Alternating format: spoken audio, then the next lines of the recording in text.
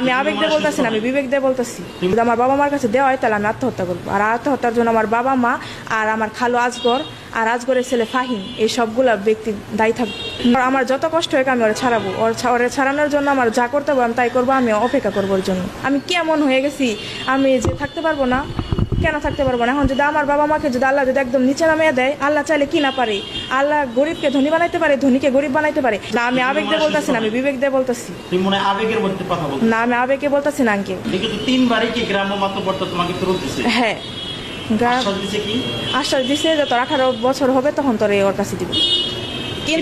কিন্তু নিয়ে যাওয়ার পরে 4-5 দিনই হয় না, তখন বিয়ের জন্যই করে আর মারধর করে। কিছু না বললেই মানে অত্যাচার করে, অনেক মারধর করে। আজগর আমার খালু, ইনি মানে উসলানিমূলক আমার বাবা মাকে মানে উসলে দেয়, বলে যে তুই ই করবি কেন, এই মেয়েকে দিবি কেন? তোর যদি এত হয়, মেয়ের যদি এত বেশি হয়ে যায় তাহলে মেয়ে আমারে দিয়ে দে, মেয়ে আমি পালবো, এইভাবে বলে।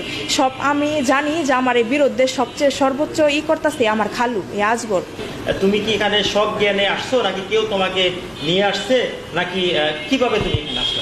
আমি এখানে সব জ্ঞানে আসছি, আমাকে কেউ নিয়ে আসে নাই। কারণ আমি আর কত চোখ থাকবো যেখানে আমার মান সম্মান যাওয়ার যেটুকু যাওয়ার চলে গেছে। আমার বাবা মা তারপর আমার বিরুদ্ধেই করতেছে, তারপরেও তারা আমাকে নেওয়ার জন্যই করতেছে। এখন আমি আর কত চোখ থাকবো? আমি আর চোখ থাকতে পারবো না। আমি এখন সারা দেশবাসীকে জানিয়ে দিতে চাই যে আমার বাবা আমার বিরুদ্ধে এরকম করতেছে। তোমার এই ভিডিওটা দেখে অনেক মানুষ তোমাকে নেগেটিভ ভাবে নেবে, অনেকে পজিটিভ নেবে। অনেকে বলবে যে বাবার সাথে লড়তেছে, মেয়ে ভালো না।